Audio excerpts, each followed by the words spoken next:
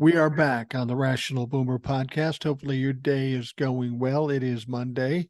It's the start of another busy, probably shitstorm of a week. We've got a couple of court situations going on today. We'll talk more about that later. But before we get into it, and before we get into the emails, I have quite a number of them actually. I want to tell you a little story of something I experienced yesterday. My wife and I, from time to time, will go out to a casino. One we go to is maybe an hour and 15 minutes away from where we live, just to get out and do something different. Neither of us are really big gamblers. We'll maybe take $100 between us, uh, play some small money slots, and just get away and have fun. And maybe some days we lose a little, some days we win a little, but it's never any big crazy event, and there's no pressure, no stress. It's the only way I can gamble. I can take it or leave it either way. Sometimes it's fun to get out. Anyway, my wife goes her way, I go my way because we play different things, and I'm playing a slot, and sitting next to me, as so often the case in this particular casino, an older woman. She's late 70s. No big deal. We're talking back and forth. And the subject of our respective spouses comes up. And I say, yeah, well, my wife's playing someplace else. She's doing what she's doing. If I don't hear from her, generally that means she's doing well. This woman tells me, well, my husband's sitting out in the car. He's mad because he lost $50. I said, well, ma'am, you come to a casino, you can lose $50. I mean, that's something you have to consider before you even walk in the door. She goes, I know, but it makes me mad. I said, why does it make you mad? She said, well, because he spends thousands of dollars on all this other ridiculous shit. Well, now she caught my curiosity, and I said, what other stuff does he buy? And she looks at me and she goes, do you like Trump? I said, no, ma'am, I do not like Trump. In fact, I get paid to talk shit about Trump most days. So I don't like Trump. I said, do you? She goes, oh, hell no. But my husband does. I said, really? So what's he buying? Oh, he's buying the hats and the mugs and the t-shirts and all this stuff. I see it coming in the mail all the time. I said, do you guys ever talk about this? She says, well, occasionally, but mostly we don't talk. And I said, well, unfortunately, when you're talking about somebody who's a Trump follower, it does no good to argue with them because you can't convince them of anything different than what they're saying. She goes, oh, tell me about it. I know that. And so she says, he has his room where he does what he does, and he watches stuff on television and on the internet, and he keeps buying this shit. I mean, it didn't sound like they were financially destitute. They were doing fine, but he was spending all this ridiculous money, and she was upset about it. And I thought it was interesting because as we were talking, she was talking about some of the physical maladies that she has, as older people do get when they get above a certain age. She had a hip replacement or whatever. And she said her husband had a hip replacement. I said, oh, really? Does he have Medicare? She said, yes, of course. And I said, does he know that's socialism? Does he really want to do that, socialism? And she kind of smirked at me and she goes, I hadn't thought about that, but you can bet I'll mention it. I said, I don't want to start trouble between you two. She said, no, we already have trouble between us. And see, that's the thing that kind of depressed me. She was a nice enough lady, and she was of a like mind, so that helped. But I'm thinking to myself, I'm 63. My wife and I are of a like mind. We go out and have fun and do things. But this couple, probably married 50 years, they're in their late 70s, and they pretty much don't talk to each other. They maybe go to the casino together, but he's out in the car pouting and she's in there playing, and she's kind of upset about him being mad. I'm thinking, what a horrible thing. You go through life, which is stressful in its own right. You have trials and tribulations. You have arguments. Some years aren't as good as other years when you're married. Marriage isn't an easy thing. But now when you get to this point, you think you could drop all the stress and just kind of enjoy one another's company and just go have fun. I feel fortunate that that's how it's worked out with my wife and I. We went through our shit, no question about it. But right now we hang out, we do a lot of things, we travel, we go to casinos, we go out to dinner, and it's fairly relaxed and relatively stress-free. And I look at that as kind of a reward for having gone through all the shit we did when we were younger. And I cherish that, I relish that, and I will protect that till my dying day. But then I look at this couple and I'm thinking, wow, the thing about it is they may have had problems in other circumstances on other topics, but one man, one politician causes this strife and this divisiveness between families, not just brothers and sisters, aunts and uncles, but husbands and wives. If you think about all the things that Donald Trump, that was either corrupt or criminal in this country, whether it be stealing documents or disseminating documents or trying to overturn an election, I think the real crime here is, the most important crime is the wedge that he put between the people of this country and their friends and family. That was absolutely unnecessary. And he didn't care. It just served his purpose. And for my money, as I think about it, especially thinking about this older woman, that may be the worst crime that Donald Trump and the Trump-lefucks committed. I mean, all these other ones are very scary for our country. But when you break it down to individuals and given communities, and they no longer interact with their husbands or wives, that's a special kind of fucking evil. It really is. And I don't know that we all look at that as one of his crimes, because there are so many others, but we should. I sit here thinking about that woman. She was just trying to have a good time at the casino like I was. And I did have a good time, but I don't know that she did. She seemed very frustrated, very upset about her husband and her interactions. What she talked about with her husband was very contentious, you know. They'd argue about money, and she would say, we spend all this money on Donald Trump, and he would come back with something else. This is something people of that age shouldn't have to be going through. They should be trying to enjoy their golden years. And one of the main reasons they aren't is because of Donald Trump and the Republicans. I told her, I said, remember 20, 30, 40, 50 years ago? How many fights did you have with your members of your family or your friend group about politics? She goes, well, never. I said, exactly. Neither did I. It isn't until the insurgent of Donald Trump and this terrorist group called the Republicans that we are now fighting amongst ourselves. Clearly, that's what they wanted to happen, and they were successful with it. This is what we should be mad about. This is what we should be trying to fix. And the problem with Donald Trump is he pushed it so far, it's going to be very difficult to bring these people back together. And that is absolutely a travesty. That is the unforgivable crime. So I'm hoping this woman can get some semblance of peace and joy and happiness with what's left of her life.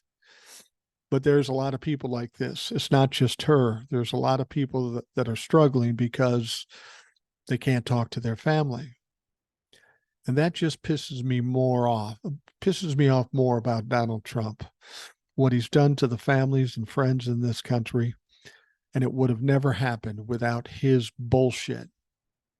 I hope he rots in prison. I hope he lives to 150 and he's in prison for the rest of his fucking life. All right, let's get to some emails. First one, these first two are kind of together. They're both kind of on the same topic. First one comes from John. Mike, I've heard talk about this law that the Republicans are trying to pass to remove Miss Willis from office. If they do pass this law, it really wouldn't help Trump.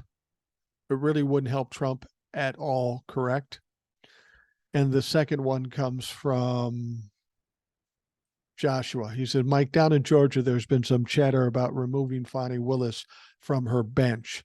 Would this be something that could happen, or is it just another harebrained MAGA scheme? Thank you, Joshua.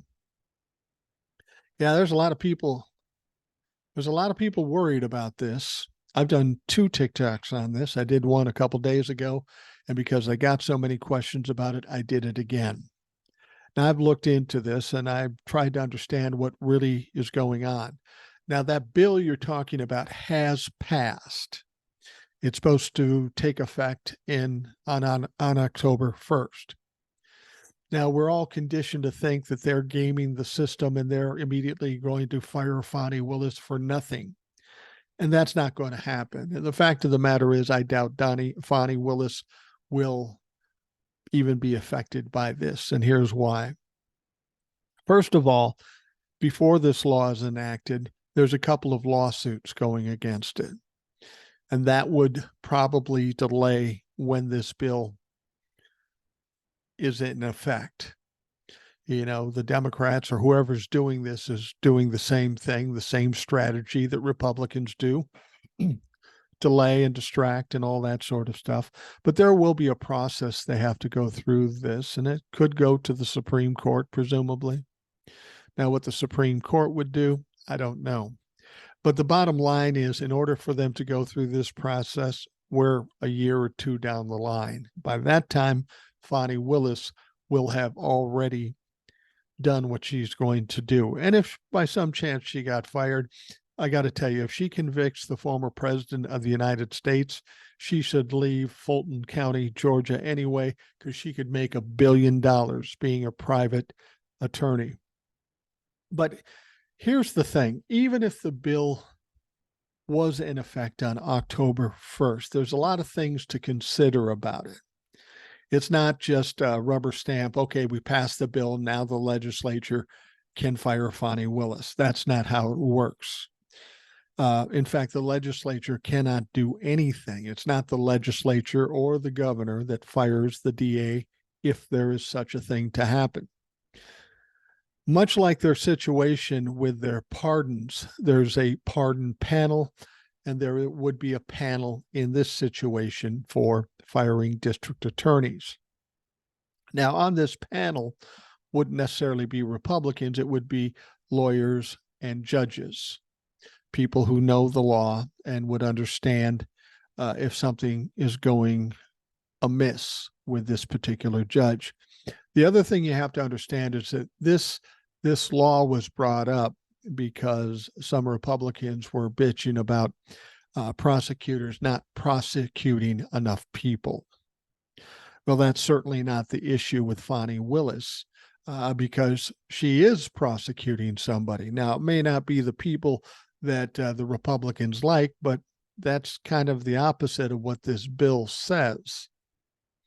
You also have to understand that what Fani Willis is doing, it's gone through a lot of adjudication. It went through a special grand jury, and then it went through a regular grand jury. These are people in the state of Georgia who have decided to prosecute Donald Trump, not Fani Willis. Fani Willis did the investigation, presented it to the grand jury, and they decided whether to indict and press charges. And they did, of course. So even if the law was in effect, I don't think they could touch Fani Willis in the least. And the fact of the matter is it would take months and months, if not years, to get it resolved. So all this you hear on the media and from the Republicans, yeah, we're just going to kick her out. That's not going to happen. It's just not going to happen. That's not how it works. She has done nothing that would constitute her being ousted. The legislature, the Republicans, don't have the power to do it. It is judges and attorneys. It is a panel. And it's just not something you really need to worry about. It's something that the media loves to talk about to put fear in your hearts. And hopefully you keep watching, just waiting for Fani to get the pink slip to get the fuck out the door. And it's not going to happen. Donald Trump will be tried in Georgia. He will be convicted. He will likely go to jail in Georgia, and then life will go on. What happens to Fani Willis after that?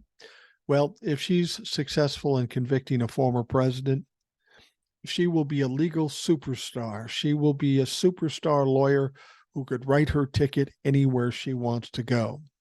So I don't want you to worry about this. This is a bunch of stuff that people are throwing out there. They're saying, could they do it? Well, yeah, they could try, but they first have to get the law enacted. They got to get through these lawsuits first. And of course, what the Democrats will do, they'll run it all the way up to the Supreme Court. And whether the Supreme Court sides with the Democrats or the Republicans, it doesn't matter. We're 6 months, a year down the road, well past the actual trial. So don't worry about it. It's not a thing. It's not going to happen. I don't care who says it, whether it be Tucker Carlson or anybody on MSNBC. It's not going to happen. It just doesn't make any sense. All right. This next one comes to me from Anthony. I don't know that we've heard from Anthony before, but here goes. Hey, Boomer, I absolutely love the podcast. I listen pretty much every day. I hate Trump. Always felt absolute embarrassment for my country from the moment he was elected. That dial hasn't moved. Embarrassed for the absolute ignorance for everyone who continue to follow this asshole. I could do a whole podcast with you on the reasons I hate him, but you know it wouldn't change the Trumplefuck's mind. No, it won't. Your entire show is based on common sense. How about some for professional baseball? See if you like my ideas. Baseball. Okay, let's go.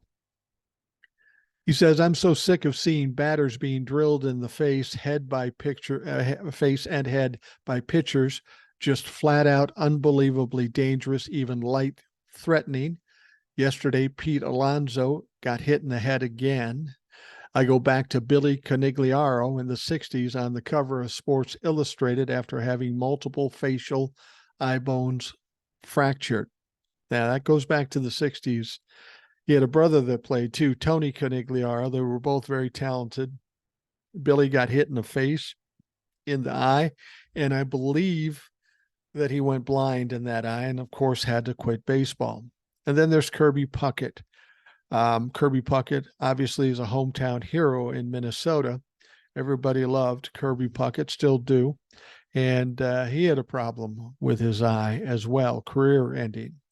Why hasn't any manager, after all these years, told his players this next batter, first pitch, let the bat fly out of your hands at a pitcher's head? Logic, you slipped, I slipped.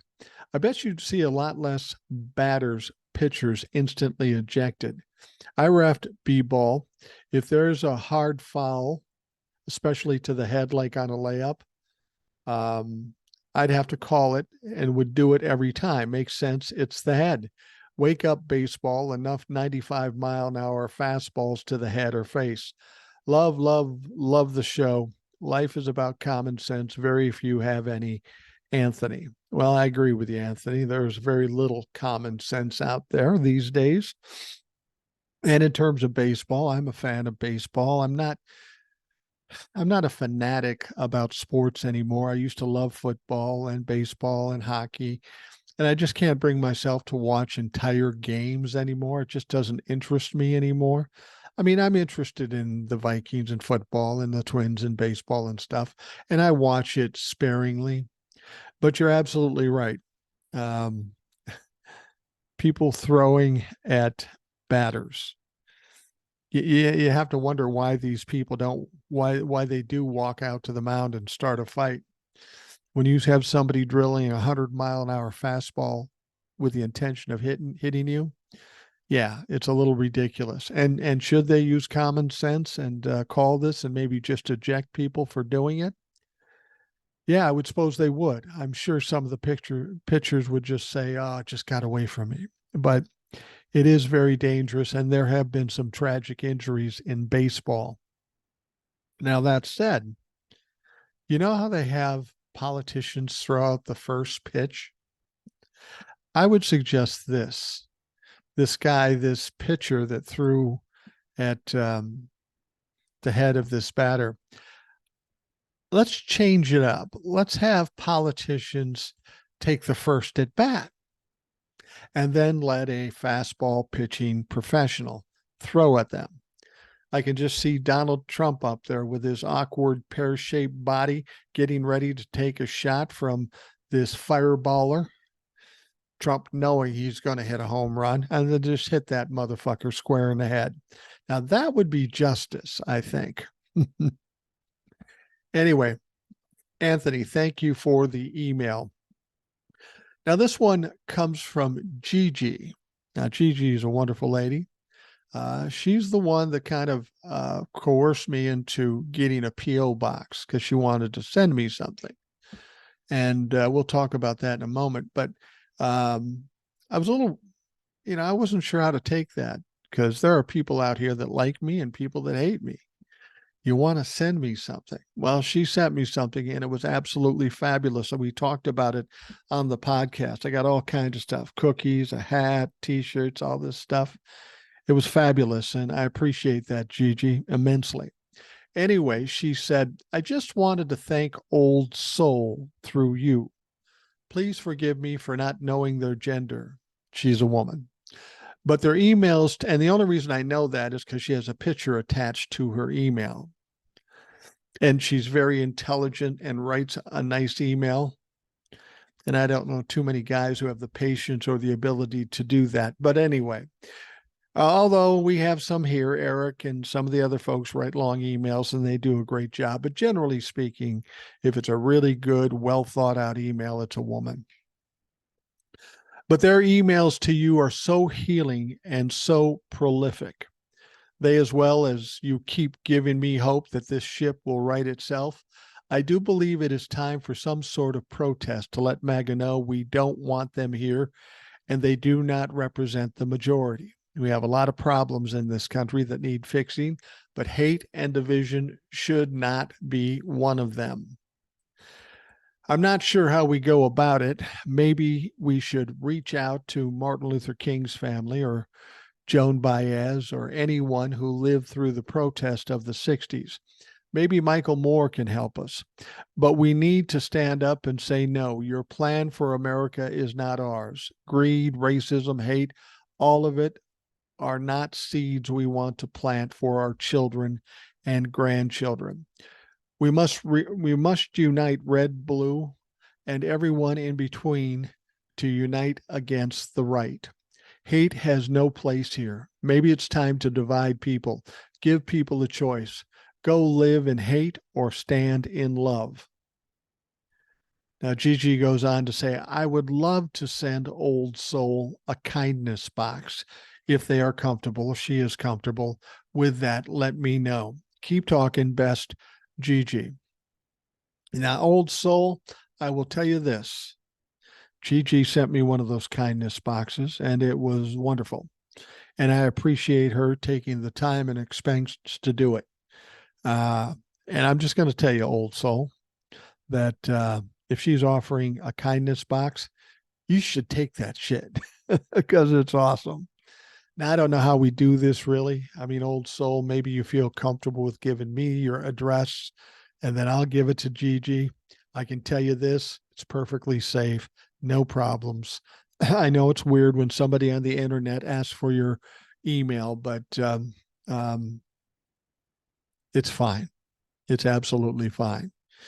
I mean, if you're worried about it, maybe Gigi can send it to me and then I can send it to you. I don't know. But Old Soul, think about it. She's planning to come on the show at some point soon. So we can maybe get an answer out of her when she's on the show. All right. The next one comes from Jace from Texas. Hello, Mike. Was watching my local NBC local so-called news, and the anchor said with a straight face that Democrats were losing support because of their policies ain't working. On unemployment and inflation down. Republicans try to take credit for laws they voted against. What the fuck? I know we hear about Fox, OAN, and Newsmax, but folks need to be aware of Sinclair Broadcasting as well. As a former Republican still in recovery, I'm well aware of them and their biases. They're smarter than Fox in that I'm not sure they have been sued yet, but they use the wrapped up in the flag BS and their so-called America shows, talk shows with a message. Just a warning to all listeners, this is a wolf in sheep's clothing, as they own quite a few TV stations. A quick Google search sums it up. Screenshot below, and you can't see that, but you sent me a screenshot. Till next time, Jace from Texas. And you're right about Sinclair. As somebody who spent a lot of time in radio, I'm familiar with Sinclair, and it is absolutely a Trump humping fucking company. And as far as the network news telling you that Joe Biden's losing support because he's doing such a bad job, that just goes to what I've said before. The networks and the streaming networks will do that just to stir the pot, stir some shit, so they can get ratings out of it. And it's pretty ridiculous. It's upsetting. You know, again, I've said the reason Donald Trump got to be your president is as much the responsibility of the mainstream media, the left side media, as the right side media. They look forward to the strife, the turmoil, the trials and tribulations. I'll be honest with you, the left side media would love nothing more than a head-to-head horse race between Biden and Donald Trump on November of 2024 for the presidential election. As much as they want that to happen, I can tell you it's not going to happen. There's just no way it happens. But they're going to make you believe it's going to happen between now and then. That's just what they do. They're stirring the shit. So I feel you here, Jace. I equally as frustrated with some of the things I see on television. All right. Now this next email, the last email, comes to us from Old Soul. It says, hey, Boomer, thanks for the information about the new Georgia law. I wasn't the only person concerned. Your information helped. I didn't know firing the DA had to go through a panel, and I wasn't aware of the lawsuits filed, so I appreciate the information. Looks like the DeSantis law is on the back burner in Georgia for now. Speaking of DeSantis, did you see that little anti-hate speech he tried to give yesterday about the shooting? I watched my aunt pass a kidney stone once. She had less pain on her face than DeSantis. He hated saying those words. And if he wasn't running for president, he wouldn't have. In my last email, I talked about developers buying property and turning them into rentals. Have you seen them in Maui? Hundreds are still missing and presumed dead, but already these greedy developers are there trying to buy the land from people. Can you imagine? I felt sad thinking about the people of Maui and their land, but I saw something that made me smile. Marjorie Taylor Greene being chased by MAGA. Who's their new crazy lady of the week? Laura something? She's all in on talking down Greene, and it looks like her following is growing. Anyway, they ran the space laser lady out of her own state. That's gotta hurt. I doubt Greene will be able to self-reflect and understand how she made the Parkland shooting survivor feel when she chased him down the street, or what he did, or what it did to AOC when she stalked her, banging and shouting through the door. As incompetent as MAGA is, I'll give them credit for one thing. They have an exceptional talent for picking the biggest macadamia out of the bunch. Thanks, Boomer. Old Soul. Yeah, I couldn't agree with you more. Marjorie's in a kind of a tenuous situation. She was hardcore MAGA, but she had the audacity to side with Kevin McCarthy because she felt like it might give her more power. There is no integrity in what they believe. It's where they have to go to get the most power. Well, she fucked up when she went with Kevin McCarthy because Kevin McCarthy is a fucking weak-ass fool. Everybody knows it, including MAGA, and they are playing him like a fiddle. So Marjorie made the wrong choice by going that way. She could have stayed buddied up with Matt Gaetz and all would have been well, but she made the wrong choice. There's going to be a lot of spinning and screaming and spitting from all these MAGA folks because a lot of them are going to be put on the line. Some of them are going to end up in some of the superseding indictments by Jack Smith, and then watch them lose their shit. It's going to be fun to watch. They know that they're on the downside of their power. Their power is diminishing every day, and ultimately they will disappear and live on as a pariah in this country. Their names will be repeated over and over in history as the true terrorists in this country, the two true traitors or insurrectionists in this country.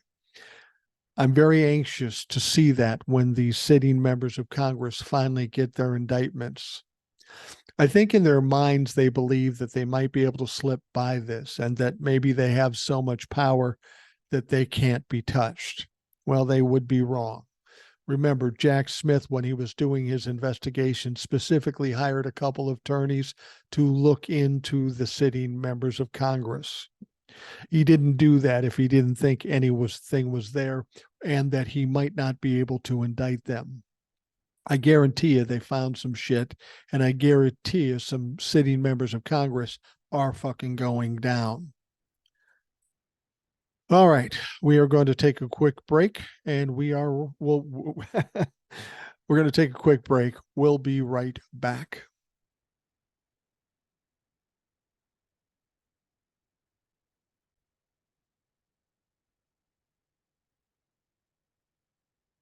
Well, this is Monday, August 28th, and this is going to be a big day for hearings.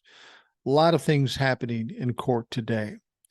Now, Fulton County District Attorney Fani Willis will lay out the first details of her sprawling anti-racketeering case against former President Donald Trump, his White House Chief of Staff Mark Meadows, and 17 other co-defendants at a federal court hearing this morning.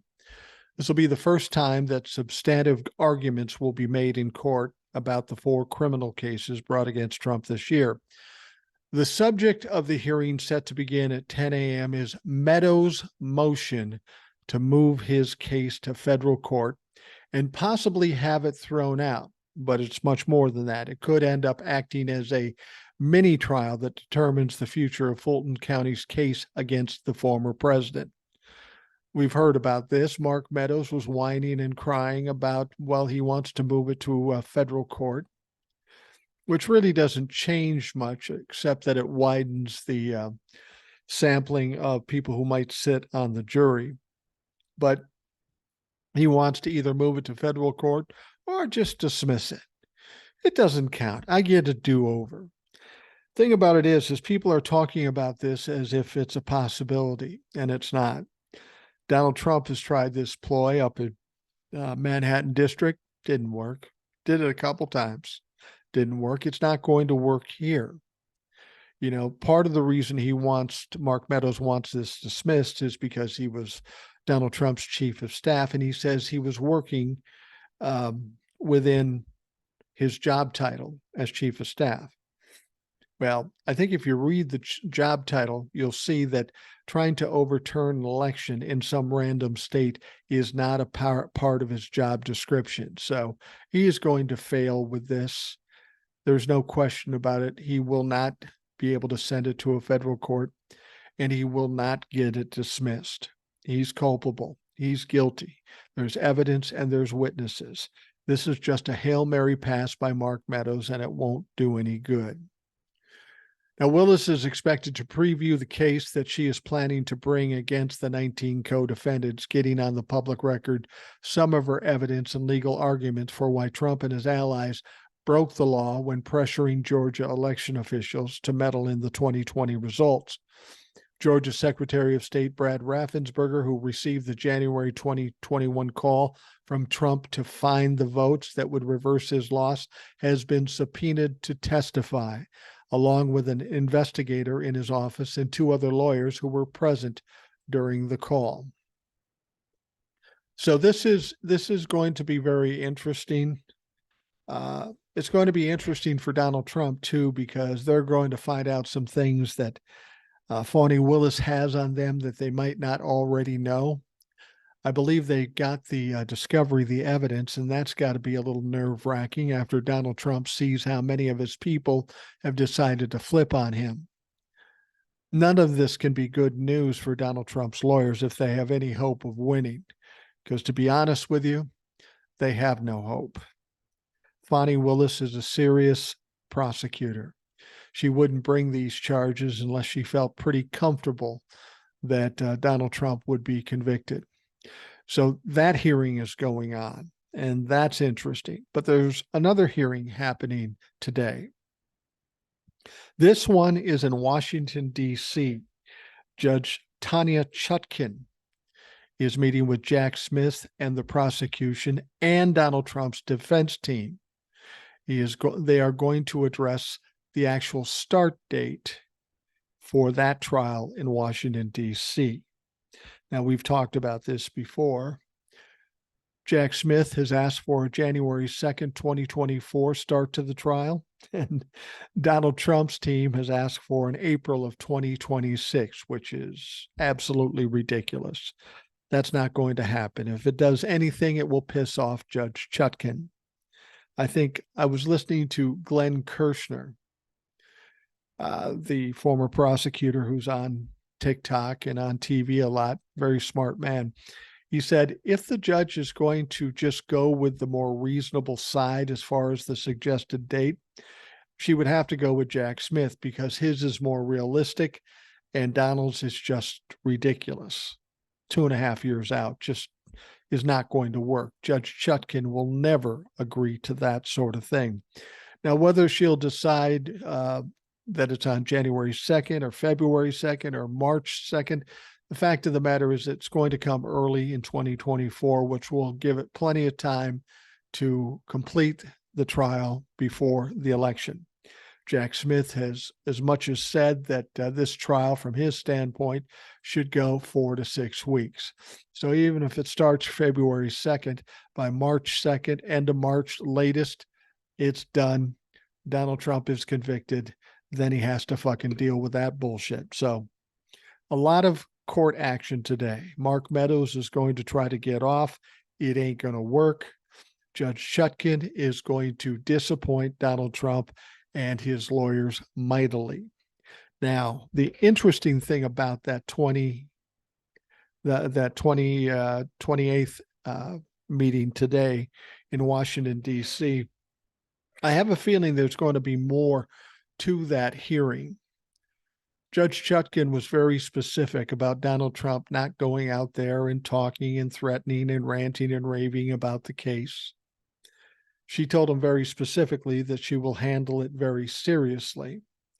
Now, of course, the moment he left that hearing, he was out ranting and raving, and as things have tightened around him a little bit, he's gotten more outrageous.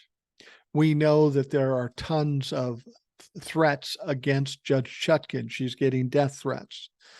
So I have to think that Judge Chutkan doesn't see the humor in all this. She told Donald Trump specifically what to do, and he went against it. So I'm sure she's going to have a little talking to, if not Donald Trump, certainly his lawyers, and say, listen, this is my perception of what she's going to do, and I hope it's true. She's going to say, look, I told you guys not to do this. He continued to do it. I told you about all the potential problems and all the ramifications if he does it. I haven't said anything at this point, but here's the deal. I'm out of options. If he continues to do this, I have no option but to put him in jail. Now, at this point, you know what's up. So if Donald Trump keeps talking and ends up in jail, that's on him, not on me. I gave the warning, and you're supposed to heed what the court and what a judge tells you. If you refuse to do that, well, then I have no other option. I suspect that's what she's going to say. That's what I would say. But here's the thing. When Judge Chutkan makes the decision as to the start date for the trial, if it's not the start date that his lawyers want, and it won't be. Donald Trump will lose his shit, and then he's going to start squawking again. He's going to be mad at the judge, mad at DC, mad at the DOJ, and then Donnie's going to get himself in trouble. And at that point, we'll see how serious they are at holding Donald Trump accountable. I can only hope that they are very serious about it, because everything Donald Trump says creates danger and potential violence in this country, not only to the witnesses, but to the prospective jurors and to just general people in this country. The judge really has no choice but to protect those people. And if that means putting them in jail, well, then so be it. So this is going to be kind of a pivotal day for a lot of folks. Mark Meadows is probably going to lose his shit here too, because he's not going to get what he wants. These folks have gamed the system, lied, cheated, stealed, bullied. They've done this for 6 years. This has got to be a very traumatic time for them, because now all of a sudden, all those tactics that they've become used to using ain't going to work. And then what do? Well, if there's nothing you can do, that's when you've got like a cornered rat. Then they get crazy, maybe even violent. So I think we should be watching for that. But these hearings today, assuming they lay out what we think they're going to lay out, this is going to be problematic for Donald Trump and all the rest of the Republicans, and they are going to be fucking nervous. All right, Speaker Kevin McCarthy suggested Sunday that an impeachment inquiry of President Joe Biden was becoming more likely, calling it a natural step forward as Congress soon ends its summer break and House Republicans seek to expand their investigative powers. McCarthy has so far avoided committing to an impeachment or offering a timeline for possible action. Some House Republicans are eager to go after Biden over claims of financial misconduct involving his son Hunter. But the Democratic president has not been shown to have done anything wrong. There is no evidence. There is no witnesses. Now, meanwhile, McCarthy said passing a short-term spending bill to keep the government running past the end of September would ensure that the investigations of Hunter Biden could continue. A pitch directed at conservatives worried about a bipartisan deal with the Senate Democrats would not cut enough spending. The stopgap measure would buy time to work out a longer-term budget deal before mandatory spending cuts that neither party prefers are imposed in the new year. Now, it's interesting. I'm just thinking about Kevin McCarthy here and this whole idea of pushing the inquiry to the impeachment of Joe Biden. Certainly, Kevin McCarthy knows this is a loser. Certainly, any reasonable-minded Republican knows it's a loser. It's just a way to put everybody on national television and embarrass themselves like they have in these other hearings that haven't gotten as much coverage. There's nothing about this attempt to impeach Joe Biden that is going to benefit the Republicans. So why is Kevin McCarthy talking about it?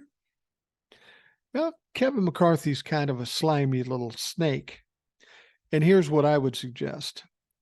He knows this whole thing coming up with the spending bills and such and trying to keep the country open at the end of September is going to be tough with those MAGA fucks. They're going to do the same thing they did with the debt ceiling.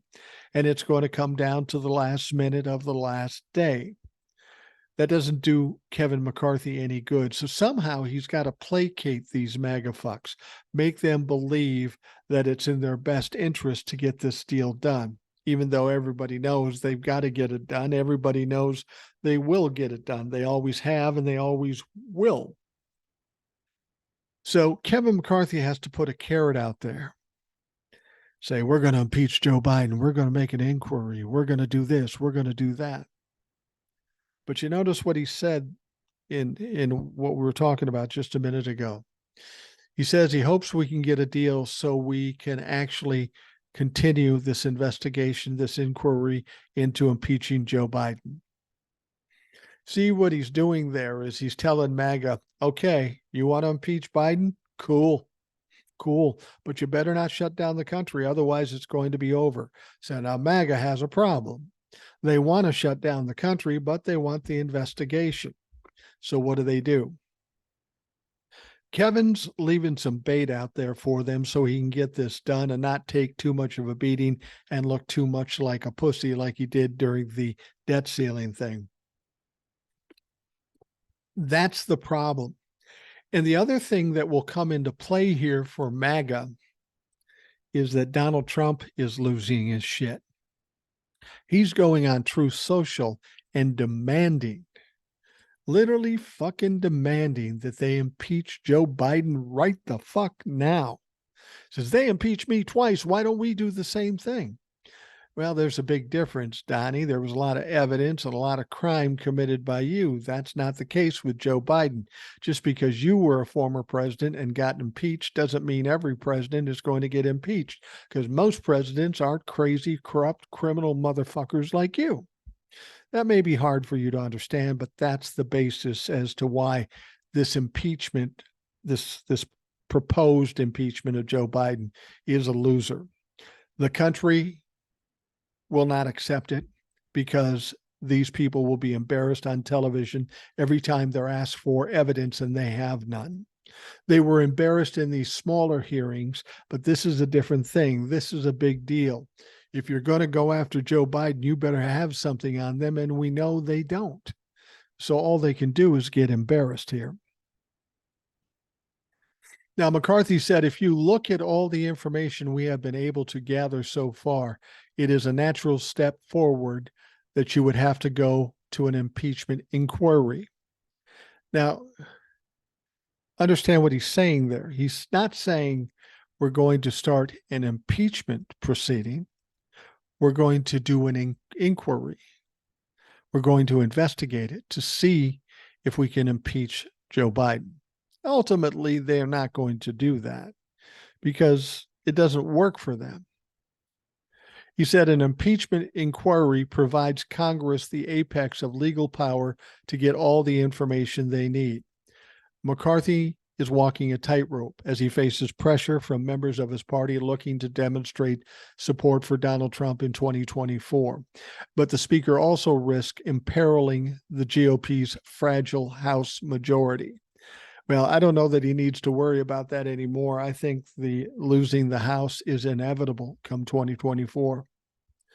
Now, even if Biden were to be impeached in the House, which is unlikely to be removed from office by the Senate, which is controlled by Democrats. It's much the same thing as we saw with Donald Trump.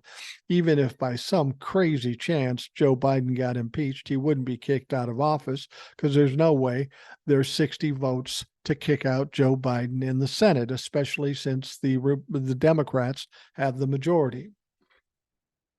Now, the House is set to return to work in mid-September. The October 1 start of the next budget year is fast approaching, and a spending deal would be needed to avoid a partial federal closure. If we shut down, all the government shuts down, investigation and everything else. It hurts the American public. Conservatives, including many from the House Freedom Caucus, are usually loath to get behind a short-term funding measure as they push for steeper spending cuts using the threat of a shutdown as leverage. In June, a small group of conservatives brought the House to a standstill because of the debt ceiling situation. So you can see how this puts McCarthy in a weird spot. And it's going to be a difficult one for Kevin McCarthy. And frankly, McCarthy isn't the strongest Speaker of the House we've ever seen. Now, a stopgap spending bill would improve McCarthy's negotiation position with White House and Senate Democrats. We're in the discussion together, he said, and so we have got to have a stronger hand. Now, when I say stopgap, what I'm saying is that they can't come up with an agreement, so they come up with a short-term agreement just to give them more time to continue to banter about these spending bills. They're never going to agree on it, but at some point somebody's going to have to give. And some of the things that MAGA and the Republicans want are absolutely fucking ridiculous. And I'm going to tell you right now, they're not going to get it. They don't want the country to shut down, even in a partial shutdown, because that will work against them in 2024. And they've got enough fucking problems in 2024. He added, I wouldn't want to be in Europe and watch this country destroying scum work their disgusting and illegal magic on unsuspecting Republican leaders who just don't think it is appropriate to fight fire with fire.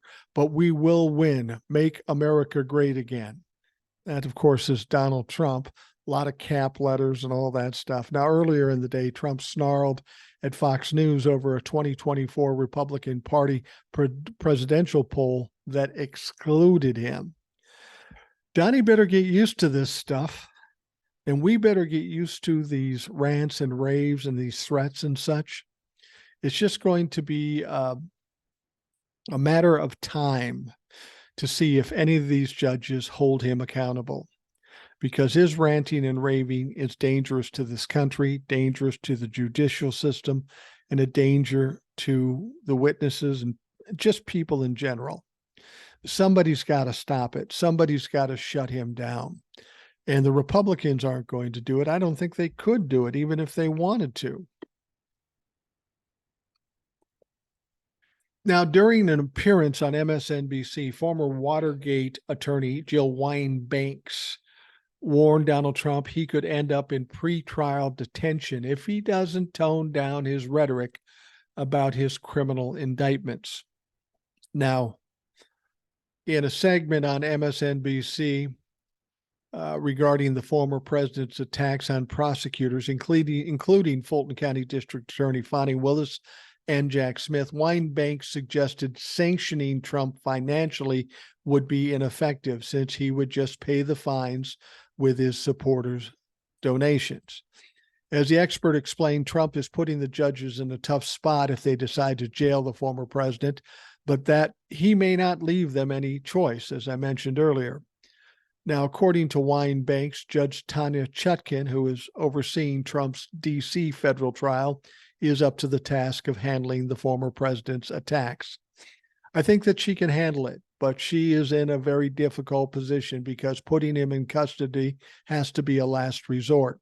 He may push her to that, but he will see it as a political advantage, and so she has to be careful not to give him that advantage. But there is a limit to what she can do to enforce his compliance with her reasonable requirements. So she can penalize him with a monetary fine, but his supporters are paying his legal bills already, so it doesn't hurt him. He doesn't care about them and their money. She added, and so I don't know how much benefit in terms of his compliance it would be to fine him if he doesn't obey the fine. She said, she would move to move the trial date up, which she already suggested, but she can only move it up so far without denying him due process and the adequate time to prepare. And he knows that, and she knows that. So she has some limitations. She can move it up, but she can only move it up so far. So Wine-Banks went on to say, so there's a very limited amount of things that she can do other than incarceration. And I think that may have to be if he, Stuart Stevens is right. He can't control himself, she elaborated. And so if he goes way beyond the bounds and is clear in his threats and provoking his supporters to create violence in response to these threats, I think they will have to be shut up by being incarcerated.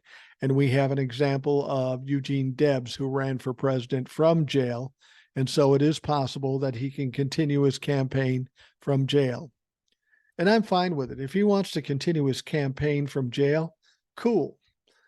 Let's see you do it. Let's see you do it. Like I'm saying, with some of these things coming out in the courts as far as an early trial start, some of the other things going on, this is just going to infuriate Donald Trump even more. And as the gentleman said, he can't control it. He's a reactionary. It's all emotions with him. And as soon as somebody does something he doesn't like or something he perceives as going against him, all he can do is start ranting and raving, and that will get him in trouble.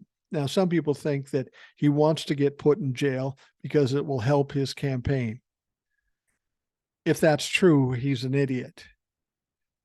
Because the moment he walks into jail, he'll say to himself, oh, I fucked up. Because it won't be a pleasant experience, especially if it's Fulton County Jail. That is a shithole. And that would be fun to see Donald Trump sit there up until the time of his trial. And unfortunately, we're dealing with a incorrigible child, a petulant child. Sometimes you have to make them accountable, and sometimes it has to be harsh in order to get their attention.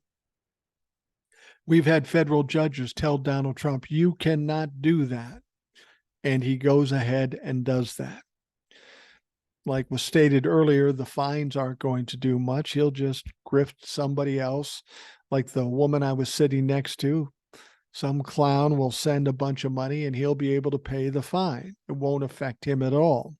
The judges have to realize this. So they're going to have to get creative of how they hold him accountable. And unfortunately, the only way may be to incarcerate him.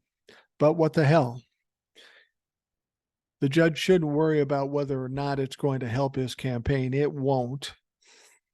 The Republicans will say it will, but you got to do something. Your job is to protect the witnesses and the people around the trial. And if that means putting him in a jail cell, regardless of what his former job was, then you got to fucking do it.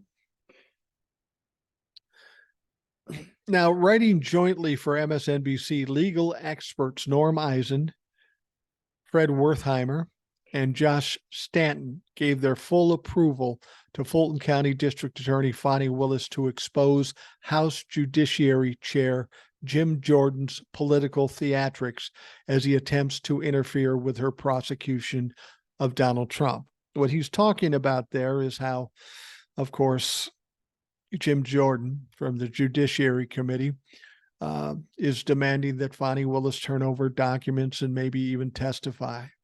As I told you in the previous podcast, she will tell him to fuck himself, just like Alvin Bragg did, and he will continue to move on and absolutely fuck himself because he's got no authority. But now what these folks are talking about is exposing Jim Jordan for his obstructionist behavior, the crimes of obstruction. And Fani Willis may be just the person to do that. I don't think you want to fuck around with Fani Willis too much. And she might hold Jim accountable. Alvin Bragg went pretty easy on him, said, you're an idiot. No, I'm not doing it. And then, of course, he didn't do it. But Fani Willis, like I said in the previous podcast, she might fly up to D.C. to tell him to fuck off to his face, and then he'll have to spend some time pulling her foot out of his ass because she doesn't seem like the kind of woman that takes too much shit. Now, following the indictment of the former president and his 18 co-conspirators on racketeering charges, the Ohio Republican announced he would open up an investigation into her office, like he's done before and like he's been embarrassed multiple times before. Now, in a letter he wrote, you did not bring charges until 2.5 years later at a time when the campaign for the Republican presidential nomination is in full swing. Tough noogies, bitch. That's my words.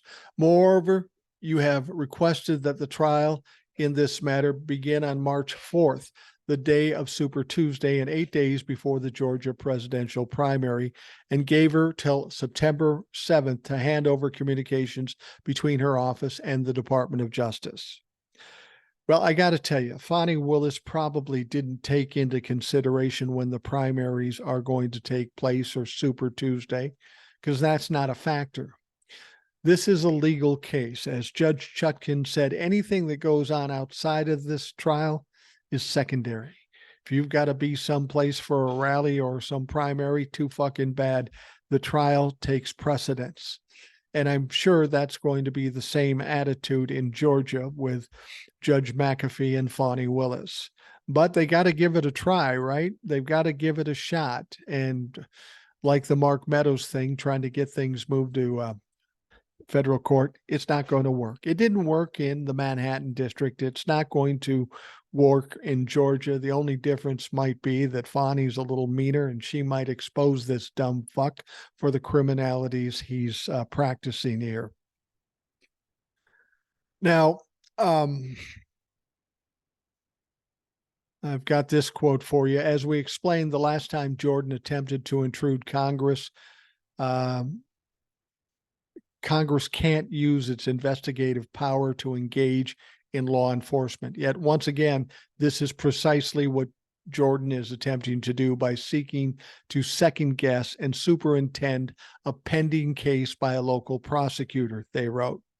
The Constitution gives no express power to our national legislature to engage in investigations, but it has been understood since the very first Congress that the legislative body has such implied powers within Article 1. The limits of those powers have been emphasized ever since, including by Trump himself. They noted that Jordan's demand for information wouldn't even pass muster if he went after the DOJ. If the House asked a federal prosecutor to provide detailed internal information about an open investigation or prosecution, the Justice Department would not comply, citing constitutional separation of powers.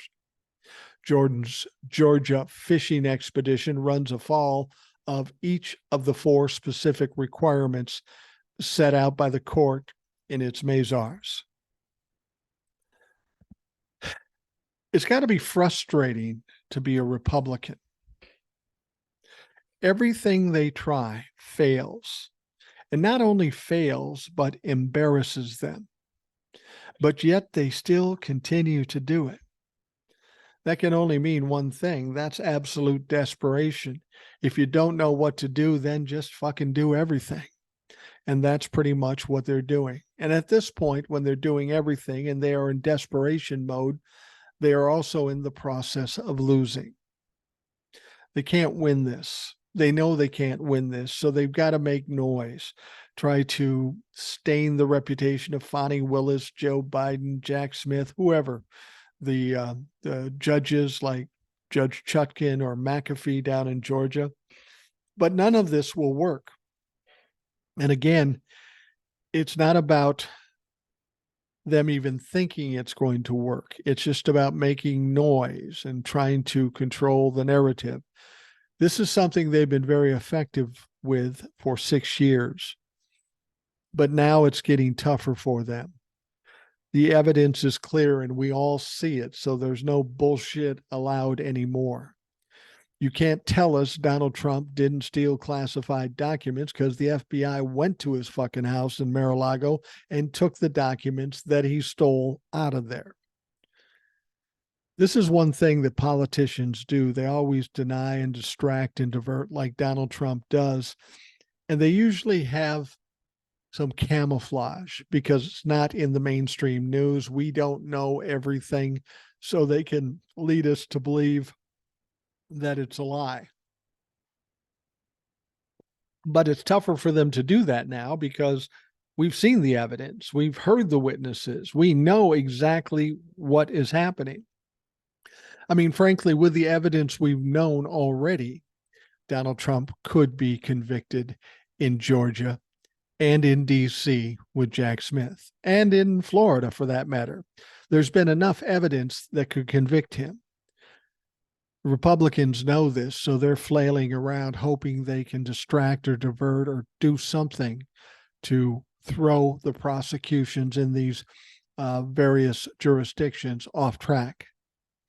But they're finding out quickly that it's not happening. It's not going to work, so they don't know what to do. So like I say, if you don't know what you're doing, just fucking do everything. Flail around and hope to God something sticks.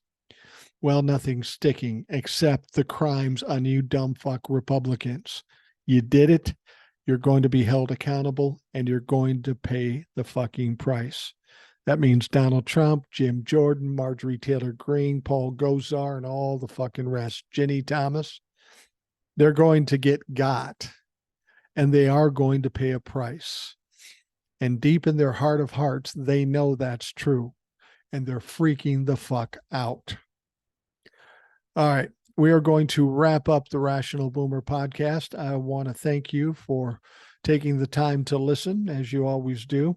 I hope you have a great day. We'll talk to you again tomorrow.